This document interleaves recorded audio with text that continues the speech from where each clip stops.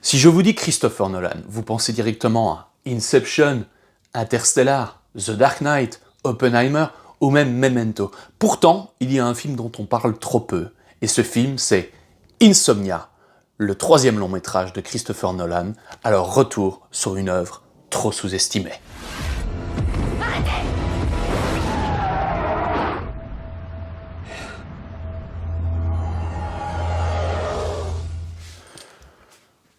En 2002, Christopher Nolan ne s'appelle pas encore Christopher Nolan. Il sort tout juste de Following, son premier long-métrage, et surtout Memento, qui a bluffé la critique mais reste un succès confidentiel. Hollywood lui confie alors un exercice que personne n'attendait, le remake d'un thriller norvégien sorti en 1997. Sur le papier, ça ressemble presque à un film de commande. Dans les faits, c'est le film qui va définitivement convaincre Warner de donner les clés de la nouvelle trilogie de l'Homme Chauve-souris, alias Batman, à un réalisateur hors norme.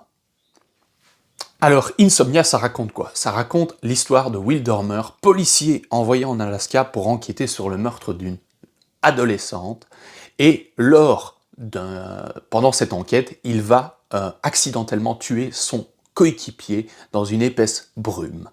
Et du coup, commencer à se faire chanter par le véritable meurtrier, et commence donc un jeu du chat et de la souris en plein cœur de ces paysages désolés de l'Alaska. Et pourquoi je vous conseille Insomnia? Parce que ce qui rend Insomnia assez fascinant, en plus de son jeu et du chat et de la souris, qui reste quand même sur un scénario très classique, c'est l'atmosphère que Christopher Nolan arrive à donner et à envelopper toute cette histoire au cœur des contrées désolées de l'Alaska. Parce que oui, Christopher Nolan transforme l'Alaska en véritable prison psychologique. Le soleil ne se couche jamais. La lumière est permanente. Plus la frontière entre le bien et le mal, entre la vérité et le mensonge devient floue. Bien avant Le Prestige ou Inception, Nolan explorait déjà ses thèmes favoris, la culpabilité, l'obsession et la fragilité de notre perception. Et tout ça est vu à travers le regard, les yeux et l'enquête de Will Dormer, incarné par Al Pacino. Et justement, l'une des grandes forces de Insomnia, c'est son casting avec ce trio Al Pacino, Hilary Swank et Robin Williams. Et notamment dans le premier rôle, Al Pacino qui incarne le policier Will Dormer avec toute cette fatigue contenue, cette insomnia qui parvient plus à retrouver le sommeil, qui ne retrouve plus la frontière entre le bien et le mal, et on a toute cette rage contenue qui va à un moment donné exploser à l'écran et qui offre une des plus belles performances d'Al Pacino dans sa carrière.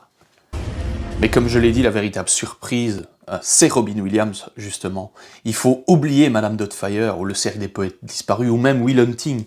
Ici, il interprète un tueur glaçant, d'un calme presque dérangeant, que dis-je, un contre-emploi magistral qui rappelle à quel point l'acteur peut passer du rire et des larmes à l'horreur psychologique avec une facilité déconcertante. Alors oui, Insomnia n'est peut-être pas le Christopher Nolan le plus impressionnant, vous n'allez pas retrouver des voyages dans le temps, vous n'allez pas retrouver de casse-tête narratif, mais c'est justement ce qui fait sa force. C'est un thriller tendu, humain, et un vrai film noir, comme on peut dire, mais tourné en plein jour avec ce soleil en Alaska qui ne se couche. Car oui, ce qui fait la forme d'Insomnia, en plus d'être un thriller tendu et porté par justement 3 acteurs exceptionnels, ça marque également le moment où Christopher Nolan cesse d'être une promesse. Il dirige un trio d'acteurs monstrueux pour devenir l'un des cinéastes les plus passionnants de sa génération. Alors franchement, avec Insomnia, si vous n'avez pas vu tous les films de Christopher Nolan, il est temps de réparer cette erreur avec Insomnia. Et si vous l'avez déjà vu, je vous invite à vous replonger dedans